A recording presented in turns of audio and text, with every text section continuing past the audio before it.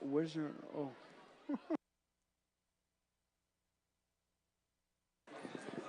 It's okay. Would you be able to contain them, or you want him to? I can try. Yeah, I think it should be fine. Do you want me to do salawat or just salamu alaykum wa rahmatullah?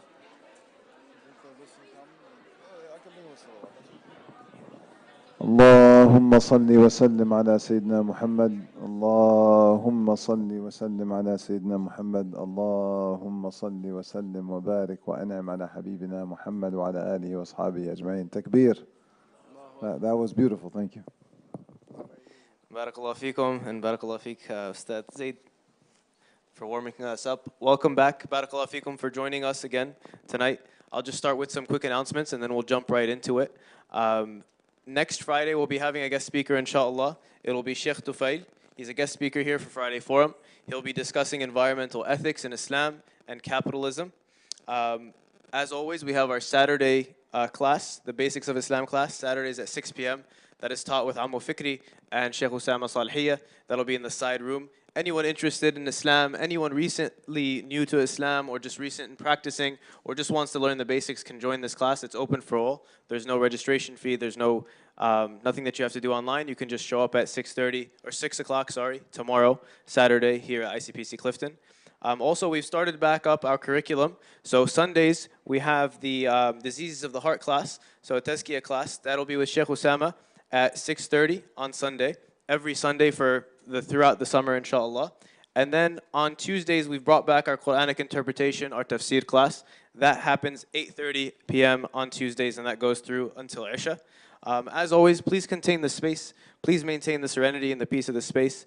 Please maintain respect for the space. If your kids are up here, please keep them contained. Please keep them quiet. Otherwise, take them downstairs. We have refreshments on either side, so please quietly, get to them and get back to your seats. And as always, we have the Slido QR code. This is going to be a very dynamic conversation. I'm sure there's a lot of questions, there's a lot of discussion, so we'll tend to the Slido accordingly. If you have any questions, any comments, or if you want to, you see something you like, go ahead and like that question, and we'll get to them, inshallah. And with that, اتفضل شيخنا. طيب جزاك الله خير أخي إبراهيم بارك الله فيكم أعوذ بالله من الشيطان الرجيم بسم الله الرحمن الرحيم الحمد لله رب العالمين والصلاة والسلام على سيدنا محمد أشرف الخلق وسيد المرسلين وعلى آله وصحبه أجمعين أما بعد جزاكم الله خير for attending the second of our two-part series about sexual ethics in Islam and the subject of sexuality. And today we're going to be going into the details of the ins and outs of the LGBTQ plus movement, or as Ustadh Zaied likes to refer to them, the alphabet movement. And we're going to be discussing this from many different angles. We want to, as we usually start, we start with the framing. Last week we were going in more detail about the impact of sexuality on the individual in society. And we discussed the verse in Surah An-Nur, in which Allah subhanahu wa ta'ala says, إِنَّ الَّذِينَ يُحِبُّونَ أَن تَشِيعَ الْفَاحِشَةُ فِي الَّذِينَ آمَنُوا لَهُمْ عَذَابٌ أَلِيمٌ فِي الدُّنْيَا وَالْآخِرَةِ. We said that Islam has taken a strong stance against the proliferation of indecency in society, because it leads to the corrosion of morality, and it leads to the spread of corruption, and it leads to a great deal of confusion for society as a whole. In the Quranic context, it's explained through the lens of Hadithat al-Ifk, the story of the evident lie, in which Sayyidah Aisha was wrongfully accused, her and Sayyidina Safwan ibn al-Mu'attil. And we went into the details of how sexual expression is constructively experienced in Islam, and why this issue is such a pressing issue now, because of the issues surrounding gender roles, feminism, toxic masculinity, and also the subjects of transgenderism and the movement and all that it's pushing to do on every level in society. And this issue is something that we regularly speak about. For us, I guess in the present moment, we're speaking about it because of Pride Month. This has become something that's celebrated, promoted on an annual basis in our country. And of course, this is affecting every one of us on many different levels, in terms of our families, in terms of what we experience at work or at school, and in terms of what we're getting exposed to through mass marketing, through the media, through the TV shows, the movies, and all the rest. It's really, really important to approach this issue with nuance, because it's a multi-layered issue. We are going to speak about the movement as a movement and our views about that. And we're also going to speak about the inclination to the same gender and what Islam says about that, the sexual inclination towards the same gender, and acting upon that. We're going to speak about the human side of this, and we're also going to speak about the spiritual side of this. The human side meaning the emotional connections, the attachments that we naturally develop through interacting with people of different worldviews in society. And of course, it's very critical that we approach this issue with some deal of sensitivity and understanding because of that. And the other thing that we referenced last week is a document that was shared on a national scale, and I believe the document's called Navigating Differences, and it was signed by dozens of Muslim academics speaking about the subject of morality and sexuality from the Islamic lens. Very basic document. It created a great deal of tension between two extremes on this issue, and we're hoping to provide some clarity and some thoughtfulness in delineating the different aspects of this issue. So that's just a framing for the subject, and inshallah there's a lot to address, and hopefully we're able to address it all within the time frame that we have, inshallah. So Zaied, I don't know if you want to add anything to that specifically, or if you have any idea how you'd like to begin. You have no idea how you'd like to begin? Oh, that's a problem. There you go. Jump right in. How about you tell us about your khutbah? بسم الله الرحمن الرحيم والحمد لله رب العالمين اللهم صل وسلم على سيدنا محمد اللهم صل وسلم على سيدنا محمد اللهم صل وسلم على سيدنا محمد وعلى آله وأصحابه أجمعين أما بعد. So I think Shaykh Osamah said some of this, but just to reiterate, I do think this is the type of subject that you would rather not speak about. And not because there's anything uniquely wrong with people who may struggle with these type of desires, but because by our very nature, the way our religion gives us an ethic of hayat, of a sense of modesty, a sense of shyness. And we do our best not to speak so explicitly about some of the challenges and struggles that we tend to have. So we have an open door policy when it comes to asking questions about your spirituality, about your deen. But we don't like to talk about these things so explicitly. The problem is that we're living in a time where this movement has sort of co-opted the entire public imagination.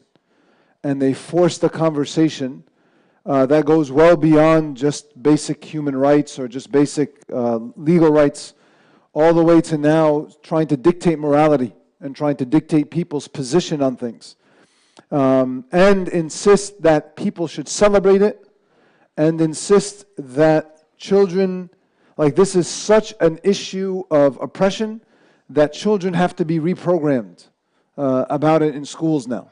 And taught the quote-unquote correct way to think about this issue. And so we're forced, year after year, for a while, at least for maybe the next couple of years, we're going to be forced to discuss this issue sort of head-on and openly and directly. I think the challenge for a forum like this, for me at least, is I don't think anyone here is confused about the actual ruling. Right? I think the ruling is pretty straightforward and clear. Right? So I'm going to ask, well, I don't know if people are going to be honest. There are some questions on that. Okay, so maybe I won't ask. All right. Okay, yeah, I saw that question. All right. Okay, got you. So without me asking for the show of hands, I was going to ask for a show of hands. How many people would like us to just go over the basics of what the ruling is? But I'm going to ask that show of hands. How many people would like us to just go over what the actual ruling about this is?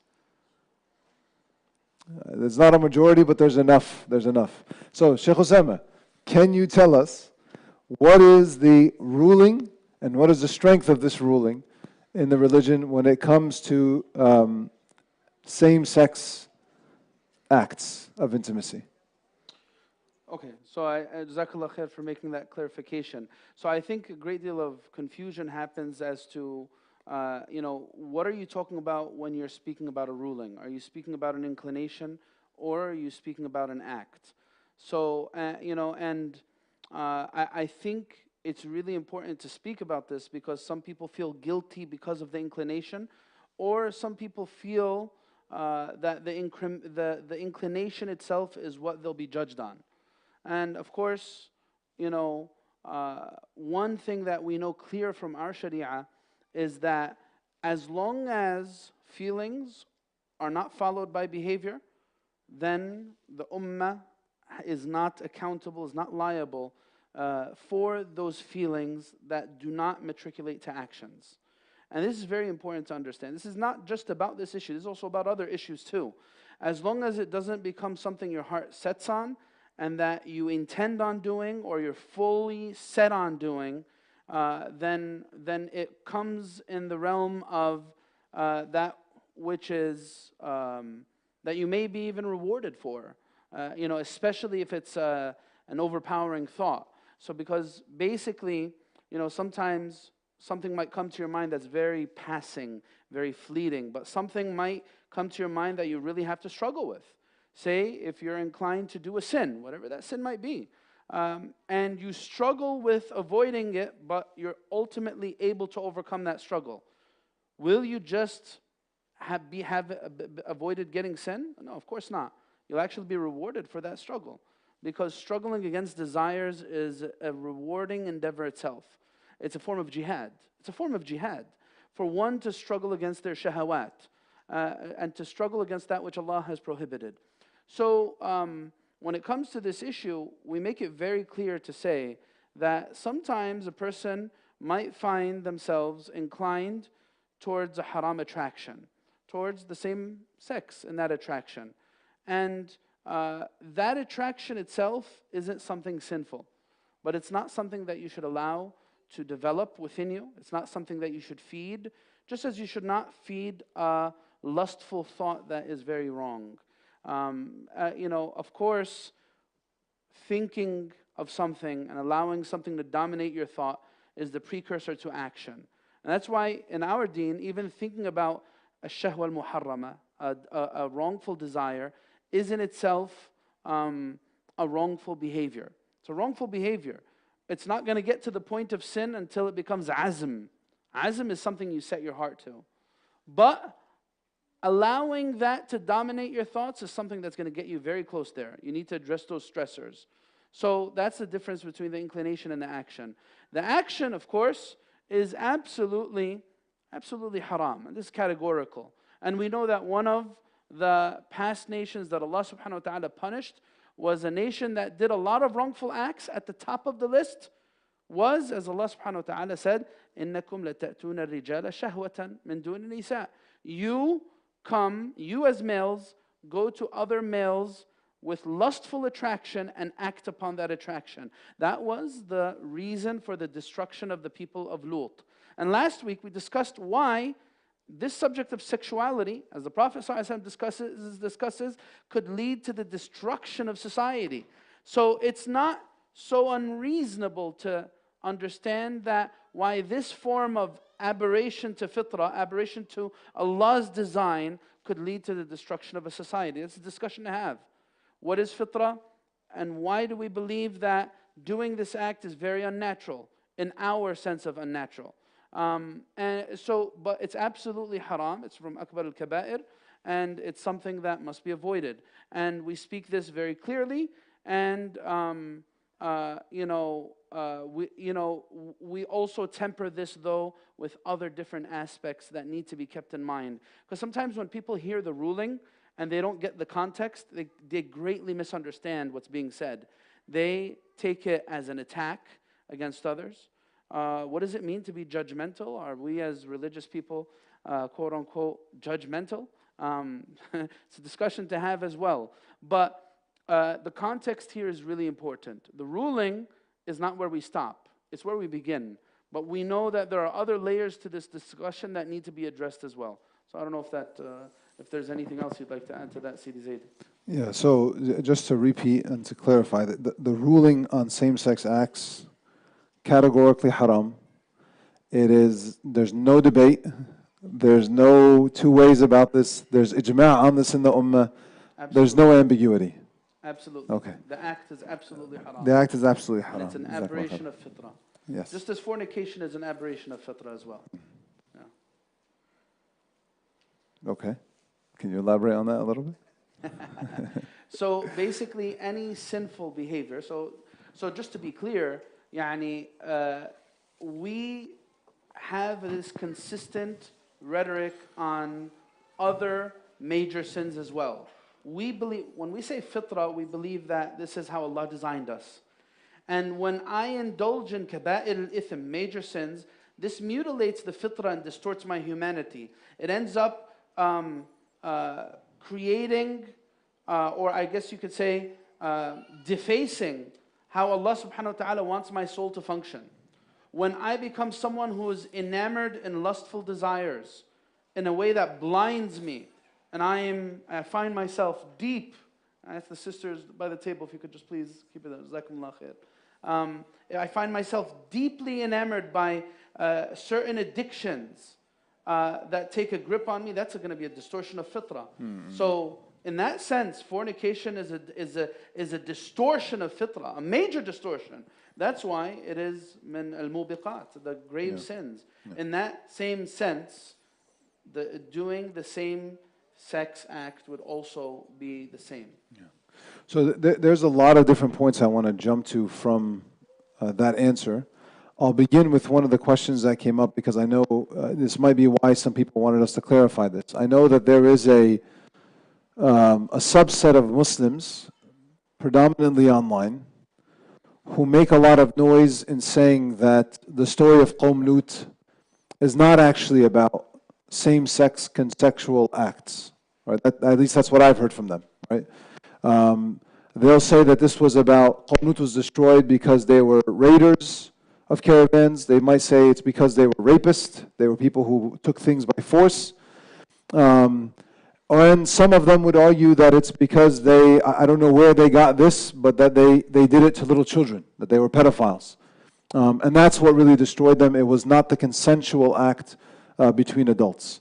Shaykh Osamah quoted the ayah that I think is very categorical and clear. When Allah subhanahu wa ta'ala says, or on the tongue of Sayyidina Lut, He tells His people, like, you've done something that no nation has done before you. You approach women lustfully instead of men. This is not an issue. What did I say? Oh, sorry. Thank you. You approach men lustfully instead of women, right? And it says men, huh? It says, yeah. It's very explicit. It's very clear. And there's also the fact that near the end, when the angels visit Sayyidina Lut alayhi salam, one of the things he tells them is, here are my daughters, they are more pure for you than these men are. Right? And so I cannot understand, and just so that if anyone asks a question, I have yet to hear from any of these brothers and sisters who make this claim. I have not heard any serious argument, textual argument, from them on how they've interpreted the ayat this way. Now I can understand them interpreting the issue of rape, because when you read the ayat, it does seem like they're coming to take the angels by force. The angels are obviously not going to go with them. I can understand that, but what do you do with these other two statements? The one from Sayyidina Lut saying, you can have my daughters, it's more pure for you. Is he giving them up for rape? Hasha lillah, there's no way Sayyidina Lut is going to do that to his daughters. Right? Or the very explicit ayah that says, you approached men lustfully instead of women. These seem to be very categorical ayahs. There's also the fact that over the histories of Islam, as far as I know, no Quranic exegetes, no Quranic mufassir has ever interpreted the Quran that way until this movement made its move over the last 2 decades. And so this is something that we question as a community when something new comes about that is too in line with the common zeitgeist of the time. It forces you to ask questions like, why is it that no Muslim over the centuries, even though Islam has had an open conversation about this reality, this is not something that is new to Islam. This challenge of having same-sex desires is not new to Islam. There are books, treatises written about these issues. Why didn't any alim in the past who wrote about these issues and wrote about them with mercy ever reinterpret the definitions of what happened to Qawm Lut, or why it happened to them? So to me, the ayat seem to be very categorical. To every scholar that I've ever studied with, the ayat seem to be categorical. It's talking about consensual acts. It's not talking about rape. It's not talking about pedophilia. It's talking about consensual acts. They may have also done rape. That seems to be plausible from the story, but that's not the reason why they are singled out in the Quran. And I have yet to hear from these brothers and sisters who make this claim, I have yet to hear a serious textual critique. What I do hear them say is just generic statements. So they will quote the ayat and then say, what Allah is talking about here is rape. But they're making no actual textual references to anything. They're not giving you a reason to reinterpret the ayat. And just so you guys understand what I mean here, I mentioned this in the khutbah. If you want to reinterpret the ayah, fine. Go study for however many years it takes to master the 12 sciences needed to reinterpret the Quran, and then come with real, serious, written critique about the Quran from a linguistic perspective, from a cultural perspective, from the Sunnah perspective, on why these ayat should be reinterpreted. And then you might have a right to expect us to take you seriously. But if your only claim to reinterpret the ayat is that it doesn't sit well with you, I am under no obligation as a Muslim to take you seriously. Because every Muslim can make the same claim. I can come to any ayah that you like and say, I reinterpret this ayah. I don't think the ayah that says that men and women are seen as equals in the eyes of Allah subhanahu wa ta'ala, the ayat that reference that Adam and Eve were both equally honored in the eyes of Allah and both equally sinful, I'm going to reinterpret that because the Christian narrative suits me better. Because I'm a chauvinist and I want men to be a little bit higher than women. Right? I can do the same exact thing. You would look at me the same way. I'm under no obligation to take this chauvinist interpretation of the Quran. If you want to reinterpret the ayat, come with a serious attempt to reinterpret them.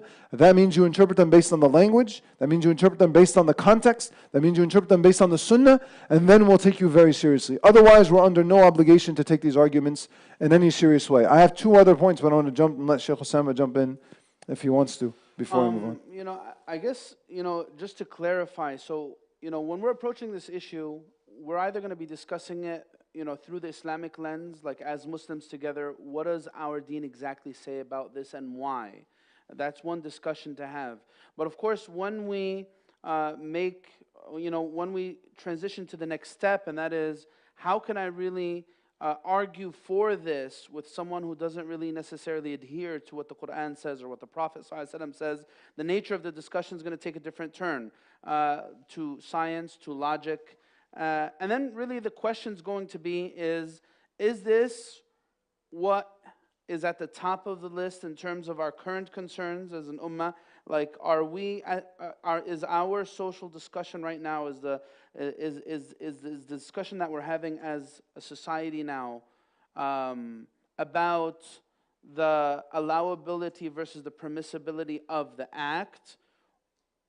If the answer is no, then we would take it to the next level, which is, all right, what issues are we currently facing as a Muslim community with the movement as a movement? If we have gotten past those initial steps, I'm clear on my beliefs and values, and I know why, whether I may be able to prove this or not to a non-Muslim, the next step would be, how should I go about dealing with this issue? Should it be from the standpoint of, well, I need to eradicate this from society, or I need to learn how to navigate this, and we need to learn how to coexist with the current status quo given the circumstances as we're at as a community, or should it be something else? That's something to consider as we're approaching this issue. These are a few different parts of it. I think this first part of it is a critical one, me being clear on what my deen says and why. Because it's very easy for activists, Muslim activists, to get very confused in terms of their values, especially with those who directly deal with people from the movement and people who are dealing with issues around social justice and Palestine and so on. It could get very confusing. We could allow one issue to confuse the other, and I could become very confused about my principles and values. Why does Islam say this? Is Islam being judgmental? Why is Islam trying, why are we trying to force our opinions on other people? Is that the case? So this is, I believe, an important point to add to this discussion. Wallahu a'lam. Barakallah feek, Shaykh. Actually, I agree with you. That was one of the points I wanted to move to next, was that I do think, so there's something you mentioned and the question has come up, so I want to address that and then I'll get to my point that I want to make. So, before I gave my khutbah today, I gave a lot of thought to whether or not I needed to give another khutbah on this topic. I discussed it last year during June. Do I really need to discuss it again? And ultimately I decided yes. And the reason why I decided yes was that, like I said in the opening, we are in an unfortunate reality where this is being sort of shoved down our throats all the time. Specifically in this country. Like I saw a graphic the other day that showed side by side all of these different companies, their logo during Pride Month in America, and their logo during Pride Month in the Middle East, for example. Middle East, their logos are perfectly normal. No one's switching to the rainbow. But in America, everyone's switching to the rainbow. All right? And so this is an unfortunate reality that we're facing. And there is also the fact that I don't know of another sin, and I could be wrong here, but I don't know of another sin right now that has Muslims arguing that it should be halal. Like there's no other sin that I can think of where Muslims themselves are wondering, is my deen wrong on this issue? Have the scholars gotten it wrong for all these years? So it's obvious that the movement has been so successful. The LGBTQ plus movement has been so successful in co-opting the conversation in the country that even masjid-going Muslims are wondering if we should reinterpret and if we've always just been taught the wrong thing. And so we can't then just sit idly by and say this isn't that important. No, it is very important because it's so much bigger than just this one issue. And I said this on the minbar today, if you're going to abandon the idea that Allah dictates what is wrong and what is right, what is halal and what is haram, what is moral and immoral, you have taken a huge step towards exiting Islam. I'm not saying you've left Islam. I'm saying a part of La ilaha illallah is committing yourself to the idea God determines what is right and what is wrong. And if you are going to allow yourself or other human beings to change that, you are taking a massive step in the pathway of shaitan to exiting you from this religion. So now for us, for those of us who care about this deen and who care about our brothers and sisters in Islam, this issue means way more than the specific issue itself. It carries a much bigger meaning now. Because if we don't push back on this, what's going to happen tomorrow? Everything becomes halal then. There's no reason for anything that Allah has ever said as haram to be haram. Because people can just reinterpret them however they want. And so we do have to speak about this, unfortunately, because it means so much more. But there's another angle from which I think this carries a much deeper weight. From what I've heard from brothers and sisters who struggle with these desires, and I'm talking about serious Muslims who are serious about their deen, who want to enter Jannah, who are not trying to reinterpret the religion, but struggle with these desires, is that to just talk about the act and the illegality of the act in Islam is to miss the whole struggle that they're going through. So yes, their desire is a part of it. Like the struggle with the desire is one part. But what they speak about very openly is that when you have this desire in you, especially if you've had it for a long time, or if you feel that you don't fit the stereotype or what is traditionally defined as your gender. So you're a man who, since you were a young boy, felt effeminate. You felt like you fit in more with the girls than you did with the boys, or vice versa. There are questions about your worth in front of Allah subhanahu wa ta'ala that come up. There are questions about self-actualization. There are questions about not is the act haram, but am I individually haram in the eyes of Allah? Like, am I no longer beloved to Allah subhanahu wa ta'ala? And again, categorically, every scholar I've ever heard talk about this issue, everything I've ever read, and everything I know about the deen would tell you absolutely you are loved by Allah. You are loved by Allah as a human being, and you are loved by Allah as a Muslim, and you are loved by Allah even and maybe even especially because you have this in you. One way or another, this is inside of you. Whether it's something you were born with or you acquired later in life because of some issue that came up is not my concern.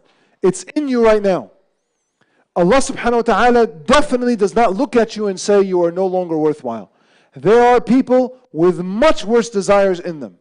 There are people who have the desire to see other people murdered, to see other people maimed, to see other people killed. There are people who have the desire to overpower, and this is something the ulama talk about. They talk about the hyena-like desires, the predator-like desires.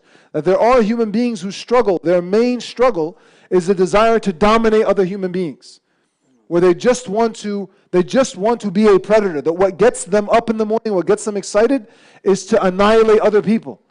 And those people are still redeemable in the eyes of Allah. In fact, in the Quran, you guys answer this question for me. Who is the worst character in the Quran outside of shaitan? Forget about shaitan.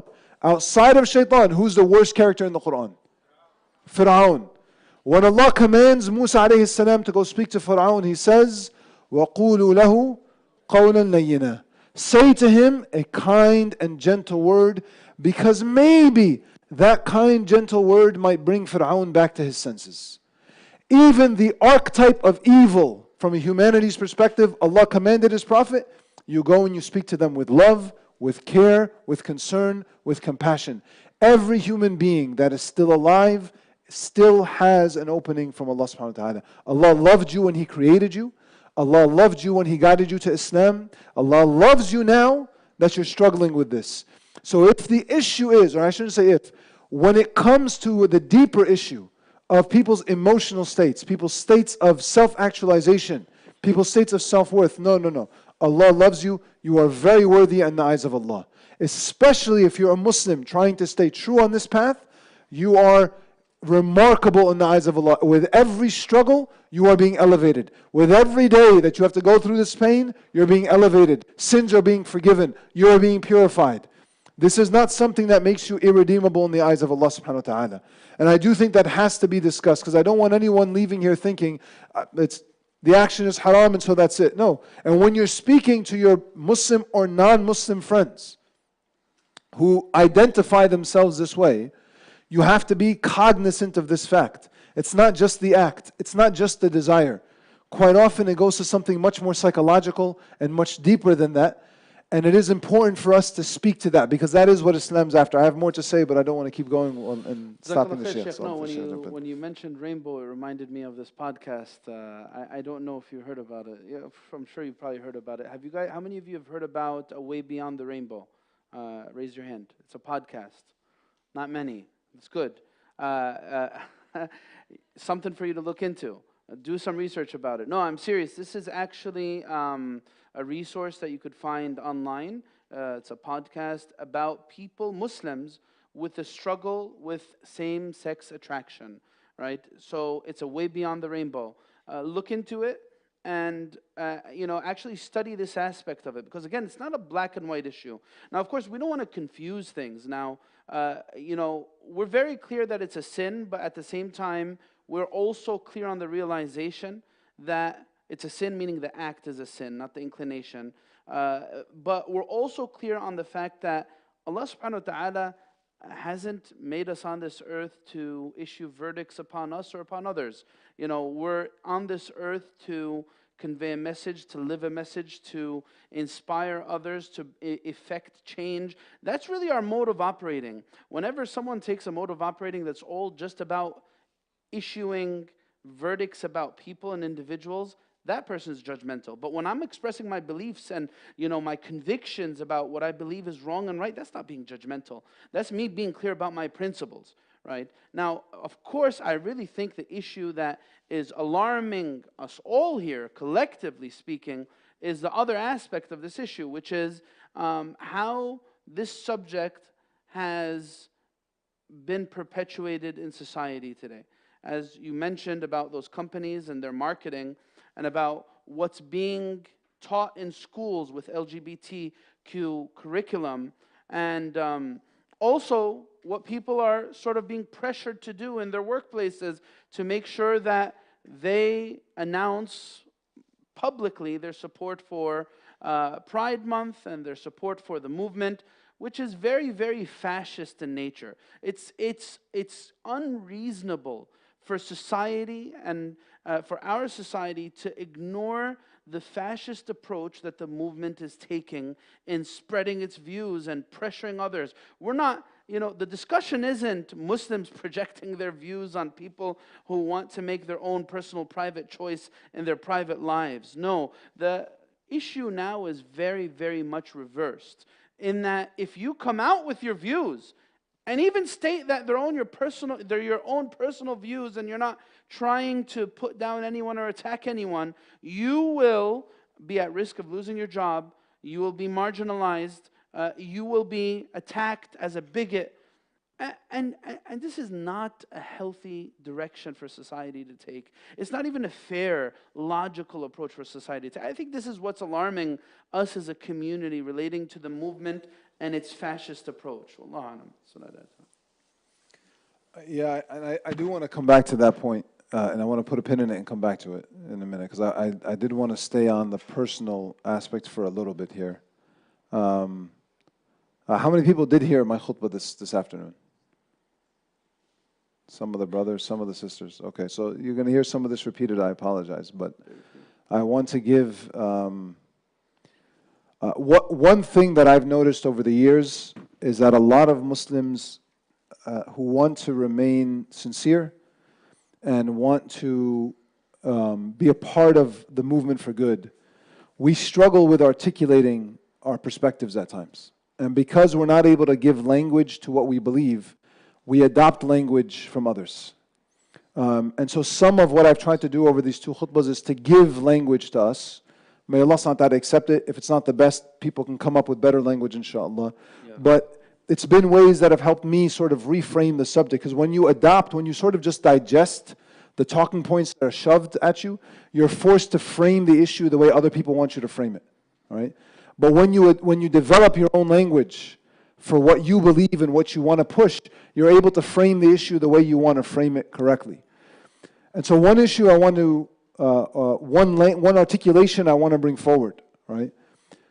I understand and appreciate people's struggle to self-actualize, to be comfortable in their skin. I can understand this. I think one thing that's very ironic is that everybody goes through a stage in their life where they're uncomfortable with themselves, and everyone thinks that they're the only one who goes through that. So everybody goes through it, but everyone thinks that everyone else is normal and they're the one weirdo. I felt this way growing up. Everyone else is normal and I'm a weirdo. And then I came to realize all my friends thought the same way. They thought I was normal like everybody else, and they were the weirdos. Right? And the reality is everyone is uncomfortable in their skin until they get comfortable in their skin. Everyone goes through a period of figuring themselves out. And that's very normal and very common. And I can appreciate someone who says, I never felt comfortable in my skin because I felt like I was so unmanly or unwomanly that I could never really fit in with anyone. But I want to highlight something that I think is very profound from our religious perspective. We believe religiously, like from a point of aqeedah, that Allah created us from clay and then from ruh. We are more than just our bodies. And every human being is more than just her body or his body. You are more than just your desires. Every human being, Muslim or non, is more than just their desires. In fact, every human being, Muslim and non, is more than their thoughts. There is something even deeper than your thoughts that is the essence of you. That's the soul that Allah subhanahu wa ta'ala put inside of you. And if you're going to seriously self-actualize, like if you're really committed to this endeavor, that I want to become my full self, and I want to accept my full self, and I want to love myself fully, and I want to become the best version of myself, you have to seriously deal with both components. You're going to have to deal with your body and your desires, and you're going to have to deal with your ruh. You cannot claim to be serious about self-actualization and just ignore the soul in its entirety. If you really want to self-actualize, the soul has to be let out. And in fact, the soul is a much deeper part of you, because that's what made you human. Allah made the clay, and then He breathed His ruh into Adam, and Adam becomes Adam alayhi salam. He wasn't Adam before that. He was Adam after that.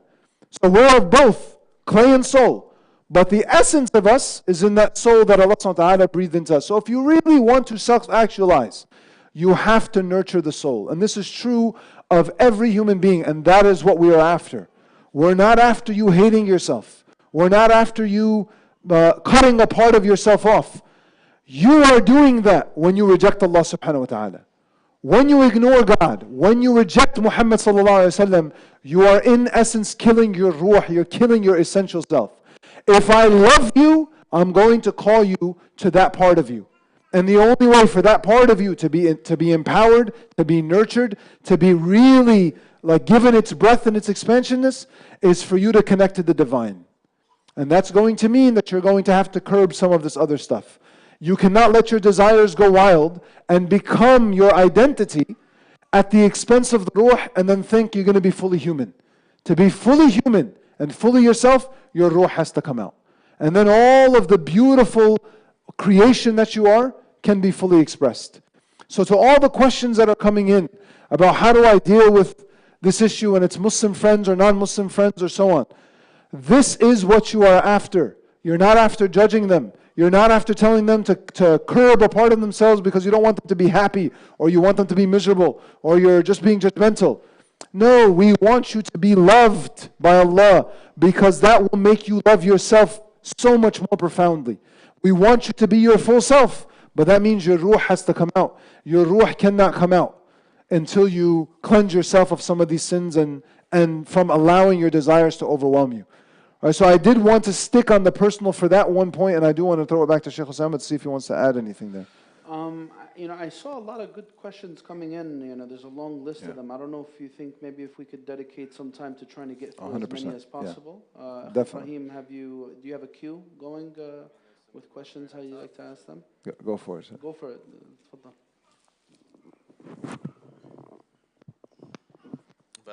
So we spoke about halal, haram, what it means, the soul. But now when we talk about it in practice as a social thing, as something that we all deal with here in the West, there's a few questions that come up. How do we interact with these people? How do we talk to our kids about it? So the first question, how do you talk to your children about the right way to interact or talk to LGBT people in terms of boundaries or how to talk to them about Islam's stance on everything?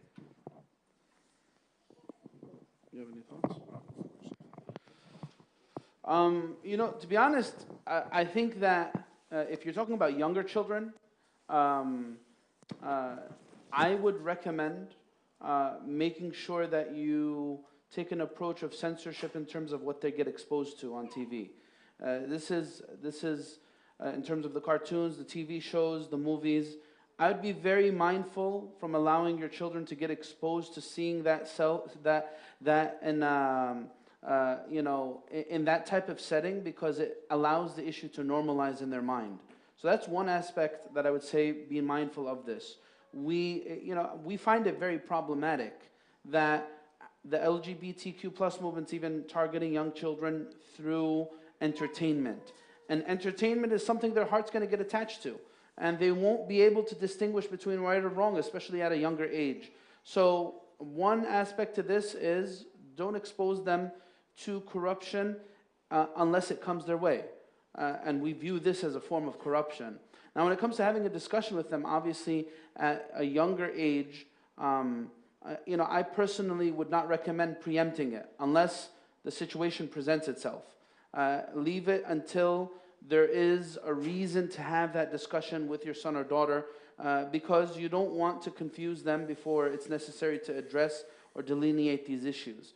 If they get exposed to something at school or something that they're being taught to, maybe perhaps in that type of setting, situation, you can have a discussion that I guess fits their sensibilities. I would not go into the full breadth of the issue, but perhaps keep it simple enough for them to grasp, realizing that Islam teaches us to respect all human beings, but at the same time, Allah subhanahu wa ta'ala blessed us with teachings that will help us get to Jannah, teachings that will help us become better human beings, and so on and so forth.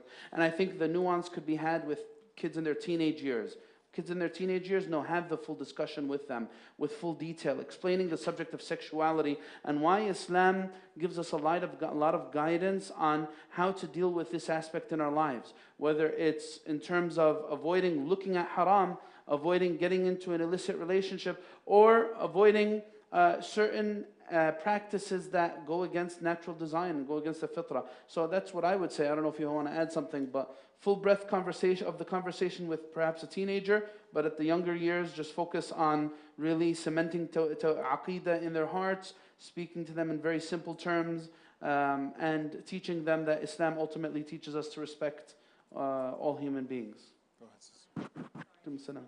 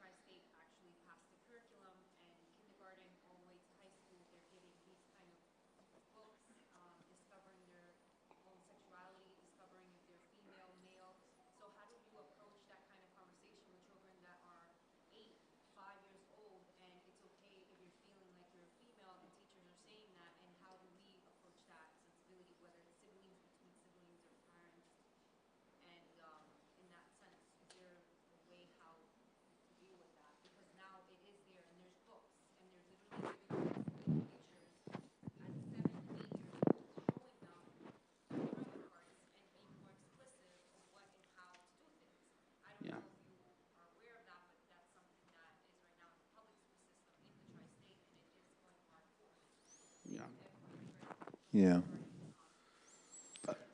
Go ahead. No, go ahead, Shaykh. No, I would say, look, if it's presenting itself in books, that gives you something to have a discussion with them about. Of course, obviously, this is a very unfortunate reality. And that's why, I think, for people who are capable to avoid those types of realities for their children by not being in that type of setting, then that's something that they're required to do shar'an. Required. If I'm able to allow my son or daughter to avoid being taught these types of things, I think this is a requirement, Islamically speaking.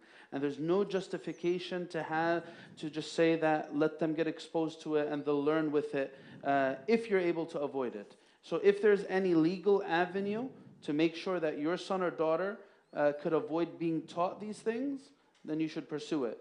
A legal avenue would mean don't put them in public school if you can. Homeschool them if possible. See if there's any way that you could opt out of certain types of classes so that they don't attend it. But if none of that is possible, then you need to have the discussion with them on what they're being taught specifically. And I'm sure what they're being taught is dumbed down in its language so that it's suitable for the age bracket.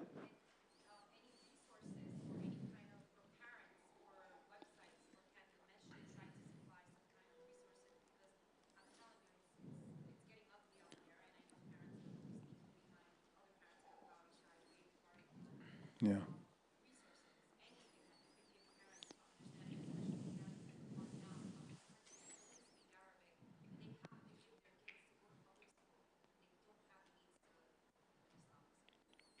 Yeah.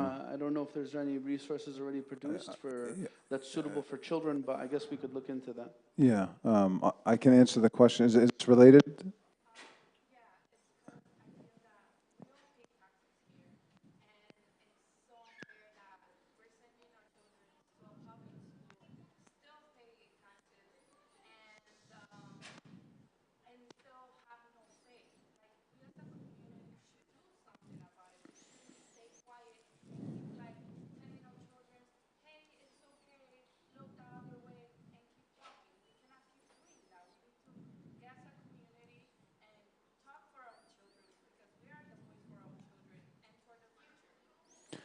May Allah Ta'ala bless you, sister. So I would agree with you and echo what you said. I do think.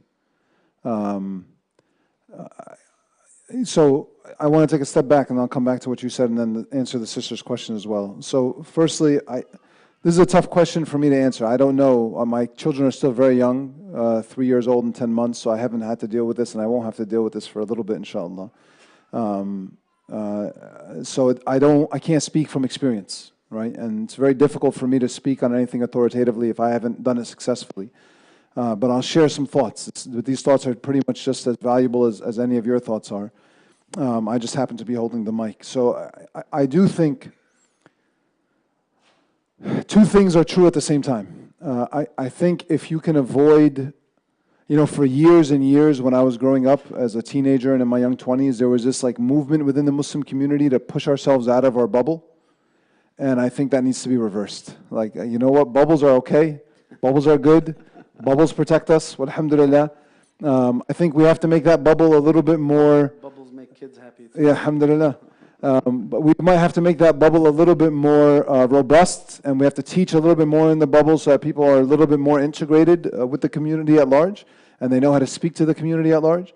But when and if possible, I do think ceding some ground here, like I'm going to take my kids out of public school, I'll homeschool them. If I know it's very difficult. I think we as a community have to invest more in our Islamic schools to allow more scholarships for people who cannot afford it, because I know it's not cheap.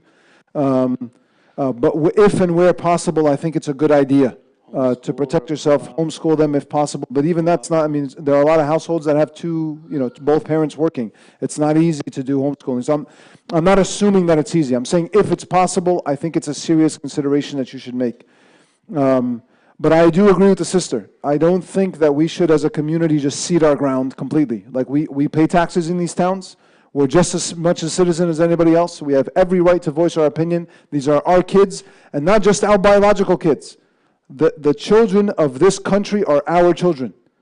We care about this country. We care about this community. We care about this ummah as a whole. And we're not just going to sit by the sidelines and let an entire generation get corrupted and chopped up and destroyed. And I fully expect, if Allah gives me enough life to live another 20, 30 years, the generation raising up now might have a very severe and strong reaction to all of this, because this is not natural for human beings. I'll come back to you in a little bit, Habibi. I don't want you to keep your hand up and get tired. Okay, I'll remember to come back to you. What was I saying? Reaction, natural, right? It's not natural, right? So we need to protect all children, not just our own. And so we have to have a voice. And I have seen Muslim communities now in California, in DC, in Maryland, speak out. I've seen Christians come out now and back them. And I do think the community here, the masjid here, might be able to organize something for these school districts. I do think that's something to bring up. Ibrahim is not here, but I have a close relationship with him. I'll make sure to mention it, inshallah, so we can take some action as a collective group, because I do agree with you. Coming back to the sister's question now. I do think there are some good resources that are out there online for the parents. I don't think they're good for the children. Because I just think that the community's focus right now, so much of the community's focus is on protecting the worldview of Muslims. And like I said, giving Muslims language on how to reframe the issue. And so a lot of this is put out. It's very high quality work. You can go to places like the Yaqeen Institute to find some of it. Some of their names I can't remember. Dr. Taghuri, I think, is one of them who does a lot of good work around this issue. You can look up Brother Mubin Vaid, who does a lot of good writings about this issue. I think he's like an engineer by trade, but Allah subhanahu wa ta'ala blessed him with a mind and the ability to articulate thoughts very succinctly. These are very long articles, a lot of long videos, a lot of long presentations that are put out there. But if you as a parent can digest this information, I think it'll give you a lot of your own sort of creativity on how do I now communicate this to my children when they come to me with these questions and these issues. And I do think when it comes to kids, a part of the difficulty is also every child is very different. Even if you tell me the age, some 7-year-olds are very mature and able to grasp concepts that some 12-year-olds may not be able to grasp and get. So you're going to kind of have to feel out your own kids and understand what can I push back against, and where do I just say, leave this be. Like let's just forget about this now. We'll talk to you about it when you get a little older. I'll give you some basics and let's let it be. I think that's something a parent might be able to decide. There is one thing that I actually want to ask the Shaykh about, because I do think this is an interesting question that comes up in my mind all the time, even for me. If a person told me, I want you to call me by a different set of pronouns, je or they, or, well, they is not a problem, but je or z, or it's a person who was born as a female and they want to be called he, or vice versa, I might, just out of general respect and not wanting to antagonize, play along. You know what? Fine. Like, I'm not in a position to give you real da'wah here.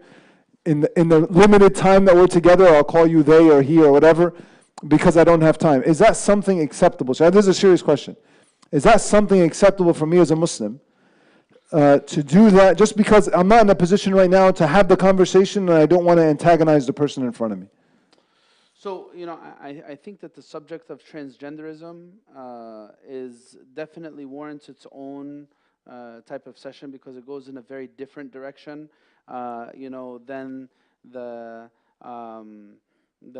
other issues that are part of the alphabet movement. And the reason why that's different is because the subject of transgenderism is not even widely acceptable in the medical community. There's actual wrongdoing that's happening there, because these are not transitions that fully happen. When we're talking about the sexual transitions from male to female or female to male, and all the subject that surrounds that in terms of gender dysphoria, and then the subjects that relate after that to calling people by, if they feel that they're a male in a female's body or a female in a male's body, I don't think it's the same type of issue. But I do think, so on this question of helping kids though, I do think there are kids who are being subjected to students in their class, like they are being asked, and in some of these schools now, they're being asked, do you feel like a girl today? Do you feel like a boy today? Yes. And some students may say, I do. And so the teachers may be telling our students, like our children, you have to call them he or she or they or z or g or whatever else they want to call them. Is it acceptable for us to tell our kids, for example, if the teacher tells you to do it and we'll have a conversation afterwards? Or do we have to tell them, no, you have to tell the teacher on the spot? I mean, it feels to me like it's kind of a tough ask to make of a young kid, tell your teacher no. Like I'm asking them to get in trouble. No, really, so that's why I'm saying, I guess intellectually understanding the subject is a bigger endeavor. I think if you're talking about children, then obviously al-ikhtisar and calling them, inshallah, they want to be called whatever they want to be called. It doesn't matter to me. It's not going to affect me and my beliefs and my values. I don't need to, creep open on that door. I don't need to open that door and go into it, because if I do, I'm going to have this intellectual discussion about what's gender dysphoria, how did it become to be called transgenderism, why was it removed from the category of mental disorders, categories of mental disorders from the DSM-5, and why are we having this subject about pronouns to begin with? I think it's a very intellectual discussion, but ikhtisaran, if someone wants to be called rock, door, batikh, he, she, z, or whatever they want to be called, call them whatever they want. It doesn't matter. It's not going to change your beliefs. I do, on this question, before we get to the next one, I do want to say one thing. Because I really do believe, the Prophet ﷺ taught us to be optimistic. He taught us to always see the good in situations. One thing that I am very optimistic about, as difficult as this feels and like as scary as it seems at times, is that quite often the strongest iman is built out of the most vulnerable positions. When you are forced to define yourself over and over and over again, it tends to produce a much stronger conviction in your faith. And so I have a lot of hope that inshallah Allah will empower our community to get past this, and that some of our kids who are growing up in this time, even though it's going to be scary for a while, it's going to produce inshallah a much deeper commitment from them to their faith, because we're going to be forced now as parents to constantly teach them, this is how you are different. We are different because we believe La ilaha illallah, and here's a direct implication. When I was growing up, it wasn't that clear sometimes to Muslims what makes us unique, what makes us different. My Christian neighbors feel the same exact thing as I do. My atheist neighbor feel the same exact way. We all seem to have the same morality. Do you really need God? Right? That was an actual debate. You guys may not believe this, but that was the actual debate when I was in my late teens and 20s. Do you really need God to be moral? That was the actual debate. That's no longer the debate now. It's very clear to everyone. You don't have God. I made this argument in the khutbah, but it's very clear. If you don't have God, your morality is whatever you want it to be. So one good thing that inshallah will come out of this for our community is the Muslim youngsters growing up today. Inshallah, Allah will empower us as parents to raise them right. They will come out with a very, very strong, deep well of iman, inshallah, with very clear heads on their shoulders. Inshallah, inshallah. I don't know if you want to get into the next question. Hopefully we can get through a few more questions, inshallah, maybe at a faster pace. Yeah. But there's just one quick thing I wanted to say. I would say, look, there is no, I guess, good way to have an in-depth discussion on this type of subject with a young child, 5, 6, 7. There's no good way to have an in-depth discussion on this issue. So I think what Ustadh Zaied mentioned about, finding ways to retreat away from this issue is the best approach. This is something that we learn from our deen. There is a gradual approach to developing knowledge within our children.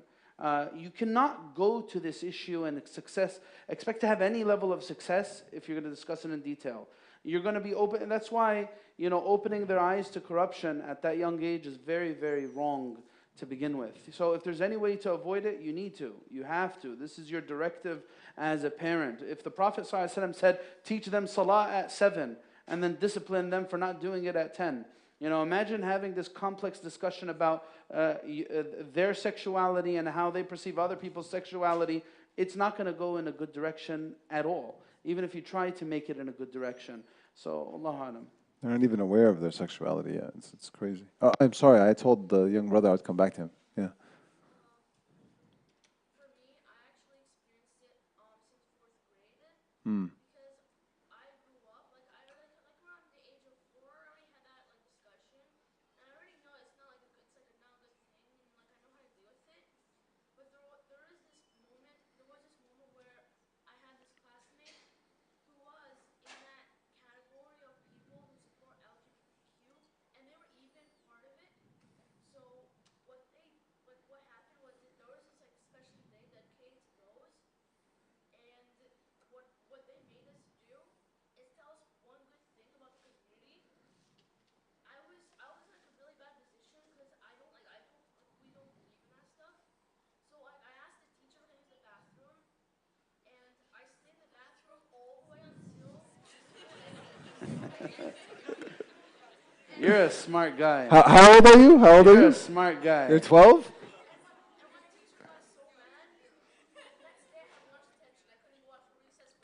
Takbir. Allahu Takbir. Akbar. Takbir. Best Takbir. advice for every employee at Takbir. a company. Look Hide in the bathroom. this 12-year, Hide in the bathroom. I'm dead serious. What I just said about our kids having deep wells of iman and conviction, somehow a 12-year-old knew how to handle it. May Allah Ta'ala bless you, my young brother. Barakallah feek. Yeah.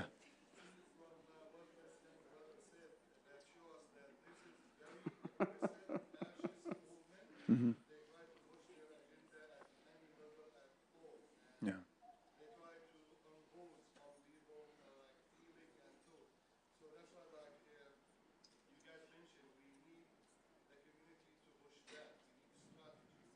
Yeah.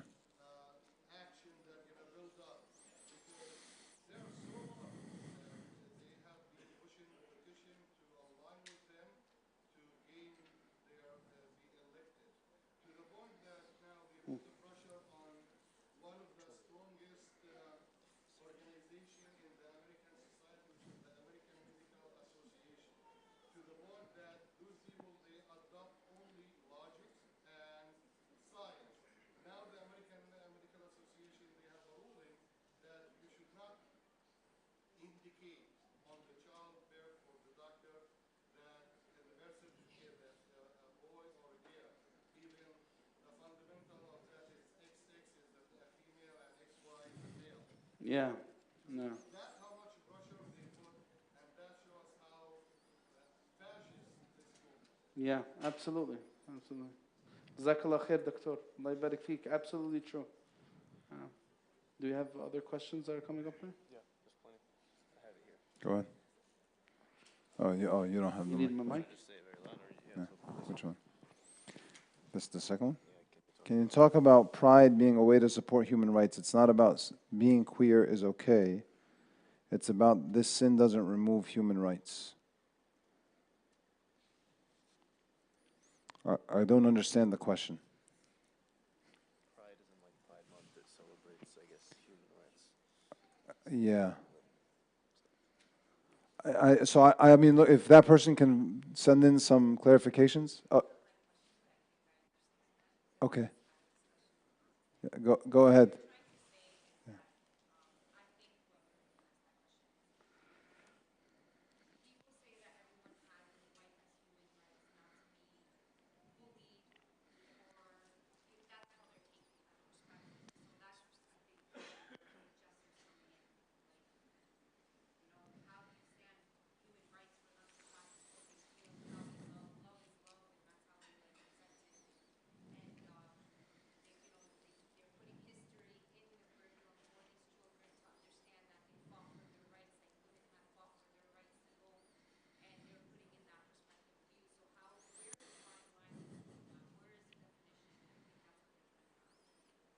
Jazakallah khair. Do you want to answer first? So just to repeat what she said, just so everyone on the live stream could hear, is basically, is Pride Month about human rights, is about supporting people's rights not to be bullied for their personal views and their beliefs. Even if we think it's a sin, it's about promoting human rights, not about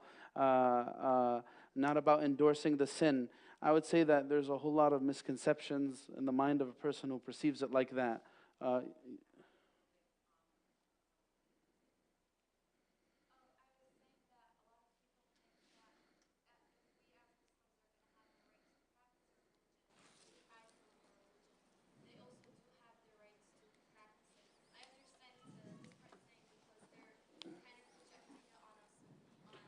Yeah, all right. So if I'm supposed to have my rights as a Muslim, aren't they supposed to have their rights to practice whatever they want freely? So I would say that's a gross miscontextualization of the issue. I don't think it's an issue of someone doing something in the personal privacy of their own life. It's about an agenda that's being shoved down the throats of the masses, whether people like it or not. It's an agenda that's attacking every level of society and forcing all those who do not agree with it to be marginalized. And that's the definition, as the doctor was just saying on the American Medical Association. This is exactly what defines fascism. It's not about an issue of human rights. Now, of course, they don't need me to say anything to get this right, because they have this right and more. So the misconception that's in the Muslim mind is that I need to somehow endorse the LGBTQ plus movement because that's me supporting human rights. They don't need my support. They have much more power than I can ever muster on my individual level. I really think that really understanding it through a different lens is critical for us as a Muslim community. This is not an issue of human rights. We're past that discussion. There was never a discussion about individuals in our society compelling any human being to not act upon whatever desire they wanted, whether it's this issue or any other issue. People are acting on their desires left and right. No one's compelling them to do anything to the contrary. Wallahu a'lam. Bismillah. So everything the Sheikh said was right, but I do want to clarify as well. No Muslim has ever called for a person with same-sex attraction, or even someone who does the act, to be harmed or bullied or hurt, or to be subjected to ridicule to the point that they want to harm themselves, or I'm not looking for anyone to commit suicide. I don't want anyone. I spent a whole 10, 15 minutes tonight speaking about how we love people. We want we want to see their ruh really come out, and that's what we're after. So this is not an issue at all. From the Muslim perspective, we're not looking for anyone to hurt themselves. But I do want to say something. I do actually want to say something very big on this specific question. One question that we got for years about the religion was people feeling uncomfortable with the idea that Islam seeks to set a normative set of practices in the public space, right? So people are always uncomfortable with, like, you know, shouldn't people be allowed to do whatever they want? Like, you should practice in the privacy of your own home and let everyone do whatever they want in the privacy of their own home. And like, the public space shouldn't be a religious space, right? And Muslims in the West were really convinced with this idea, and I think so many of us still are. And the reality is, human society never operates that way. Somebody's ethic will dominate the public space. It will, and it does now. Somebody else's ethic dominates the public space. And so many of the confusions that Muslims have is because the public space has been completely overrun with a secular, atheistic, materialistic worldview. And so we're forced to constantly be redefining every conversation, because the framework from the public position is a secular, atheistic, materialistic one. So I would hope, one thing that comes out of this, I'm hoping, is that Muslims let go of this idea that it's somehow evil to try to manipulate what the public space looks like. Every other group is trying to do this because every group is confident enough to say, our way is the right way for humanity. No, Allah's way is the right way for humanity. Even non-Muslims benefit from the Islamic ethic being the dominant one in society. And our constitution says nothing about us having to abandon that for the public space. I'm not going to force it on anyone. I'm not looking to force people to do it. But I have every right as a Muslim to promote it, to speak to it, to ask politicians to vote things in. I have every right to try to dictate the space. And you are within not just your legal right, but within your moral right, Imam Allah subhanahu wa ta'ala, to push for the public space to be more religiously inclined, because it's better for everyone. Everyone will benefit if the space is more religiously inclined. And don't be fooled. Nobody's looking to just let you do you and they're going to do them. Everyone's looking to spread their ethic into the public space because everyone wants their society to look the way they believe it should look. And we're no different. Allahu A'lam. Do we have to stop, or we can take a couple more? We have a few more minutes. Oh, go ahead. Which one? Just this one, I screenshotted it in terms of people navigating this in the workspace. So a counselor or someone who works in the workspace. This one and this one. I don't know in the workspace where you can be penalized for not being supportive. Okay, can you recap the exercise? Pride church on a certain day at work. Okay. Okay, so the first question we'll take. So as a school counselor in today's society, a part of my job is to support this issue. How do I navigate that without going against my morals as a Muslim? This is also true for a lot of mental health professionals.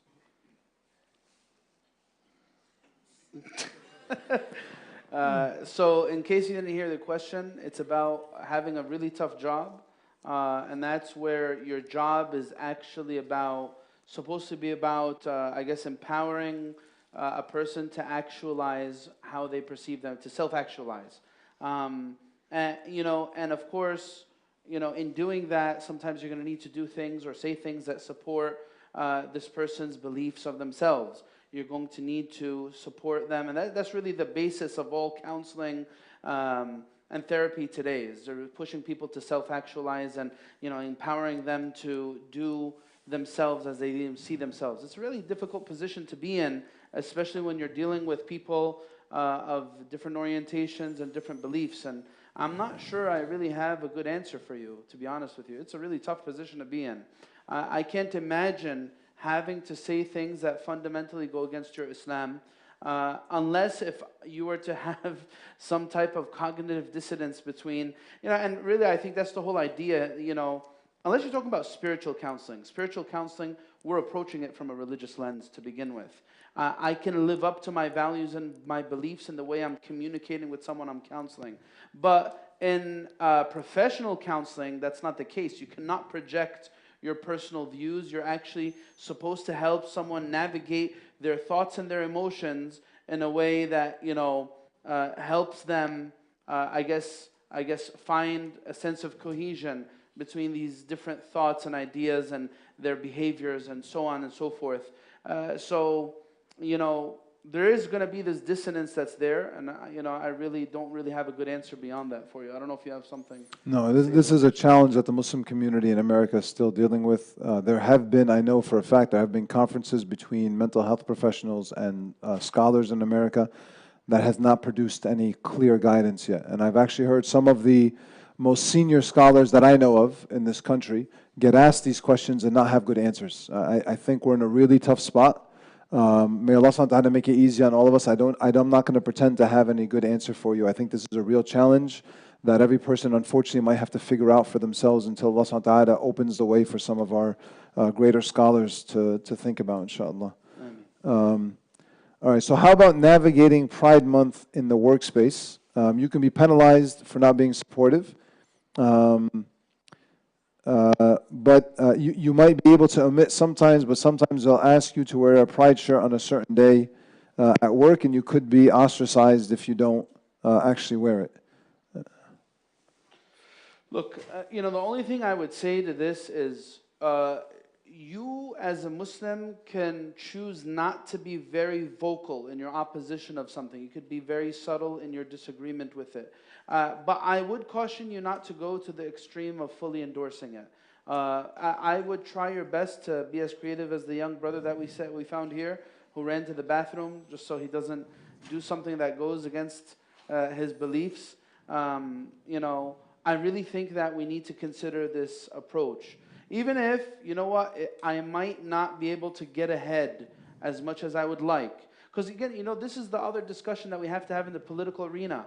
When we have Muslims named Zaied Amr, I'm not talking about you because we use it commonly, Zaid's a very common name. Zaid Ahmed Amr or Fatima Khadija or whoever, going out in the political arena and finding themselves dealing with the reality where I need to endorse this movement if I'm going to get anywhere near elected. It's a difficult situation to navigate. Do I really want to forsake my principles and values just so I could get elected to a position? This is a tough call to make, because if I take this path, it's a slippery slope. Where am I going to end up? If I become a Muslim politician who represents the Muslim community, yet I'm void of any of those foundational principles that mean a whole lot to the Muslim community in the current context. It's a difficult situation to be in. I would be very careful not to sacrifice your principles. Do the least of what you can do so that you're not put in a tough situation and maybe perhaps let go at work, but at the same time, don't be in full support of this. Do the minimal opposition that you can to not be someone who goes against your principles. I don't know if you have something else. I think practically that was perfect advice. I want to say spiritually as well, this is a good time to practice trusting Allah subhanahu wa ta'ala. Have tawakkul in Allah. Allah is al-Razzaq. Allah is the one who brings you your money. If the job that you're at now doesn't appreciate the fact that you're just going to be quiet and not vocally support and celebrate something that you disagree with, and they want to let you go, have trust in Allah, that Allah subhanahu wa ta'ala will give you something better. I'm not asking you, and I'm not suggesting that you put yourself in a position where you're likely to get fired. But following Shaykh Osamah's advice, I'm going to do, I'll be quiet, I'll be subtle, I'll miss Pride Day if I'll get sick. I'll get there are plenty of Muslim doctors who might give you a note from the community, right, to get out of work that day so you don't have to wear the T-shirt. There might be some creative ways to get out of it. Do that stuff. I'm not asking you to put yourself in you don't have to make a statement. No one's asking you to make a statement. No one's asking you to bear that for the deen. But have trust in Allah. Don't go fully to endorse it. Don't go all the way. Because I think that's you're just giving up too much of yourself for your paycheck, and you'll come to regret that. I think over time, Allah subhanahu wa ta'ala will give you something better if it comes to that, inshallah. We have to end it there. Yeah, I think it's time for salah. Okay, inshallah. Well, jazakumullah khair.